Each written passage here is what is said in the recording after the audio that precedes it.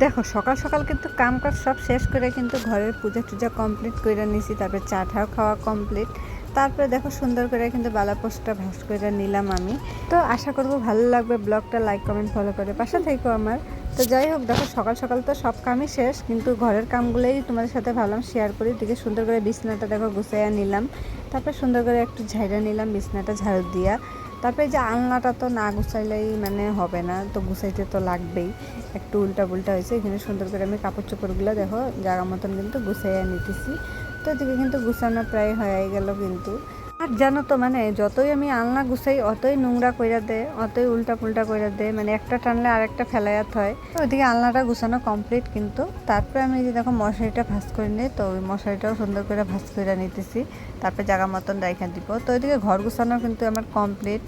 আর তোমাদের সাথে আজকে সকালের কাম কাজ শেয়ার করতে পারলাম না, ভাবলাম যে এইখান থেকেই শেয়ার করি। তো আশা করবো ভালো লাগবে। তো ফার্স্ট থেকে লাস্ট অব্দি দেখো। তো যাই হোক, দেখো এদিকে কিন্তু মানে ঘরটাও ঝাড়ু দেওয়া শেষ, বারান্দা ঝাড়ু দেওয়া কিন্তু কমপ্লিট হয়ে গেলো। তারপরে ঝাড়ুটা জায়গা মতন রেখে দিলাম।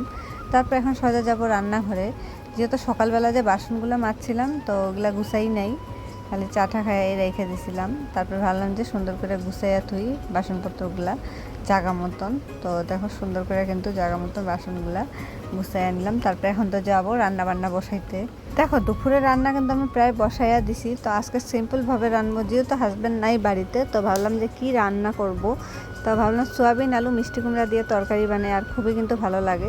তো ওইদিকে তো তরকারিটা হইতেছে, ভাবলাম যে এই যে সবজি কাটছি চকলাগুলো উঠাইয়া মানে ফেলাইয়া দিই জায়গা মতন। তো যাই হোক, দুপুরে রান্না বান্না কমপ্লিট। দেখো সোয়াবিন আলু মিষ্টি কুমড়া দিয়ে তরকারি আর বটবটি আলু ভাজা করছি, ব্যাস আজকে দুপুরের এইটাই, যেহেতু মানে হাজব্যান্ড বাড়িতে নাই। তো আজকে দুপুরে এইটাই রান্না বান্না আমাদের।